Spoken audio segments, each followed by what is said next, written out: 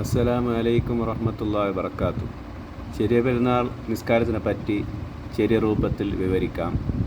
പ്രത്യേകിച്ചിട്ട് സ്ത്രീകൾക്ക് ഉപകരിക്കും.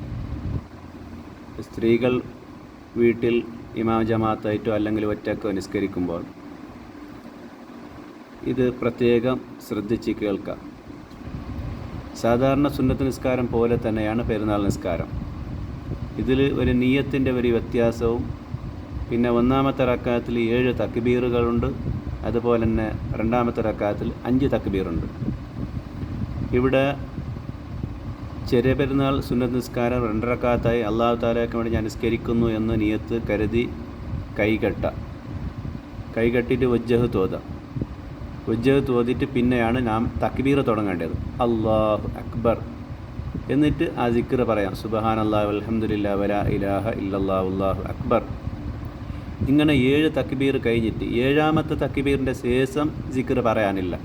പല ആൾക്കാരും അവിടെ പറയുന്നുണ്ട്.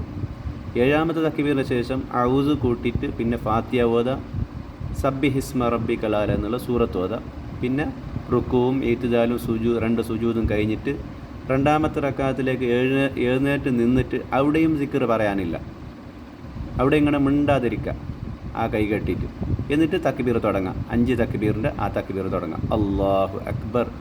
എന്നിട്ട് അവിടുന്ന് ശേഷമാണ് ആ സിക്ർ പറയേണ്ടത്. സുബ്ഹാനല്ലാഹി വൽഹംദുലില്ലാഹി വലാ ഇലാഹ ഇല്ലല്ലാഹു അല്ലാഹു അക്ബർ. ഇങ്ങനെ 5ാമത്തെ തക്ബീറിൻ്റെ ശേഷവും സിക്ർ പറയാനില്ല. അവിടെയും ഔദ് കൂട്ടിയിട്ട് ഫാത്തിഹ ഓത, പിന്നെ ഹൽ അതാക ഹദീസുൽ ഗാശി എന്നുള്ള സൂറത്തുകൾ ഓത. ഇങ്ങനെയാണ്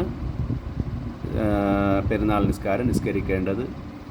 ഇൻഷാ അല്ലാഹ് വീഡിയോ ഉപകരിച്ചാൽ നിങ്ങൾ സബ്സ്ക്രൈബ് ചെയ്യുക, നിങ്ങളെ വിലപ്പെട്ട കമൻറ്റുകൾ ചെയ്യുക.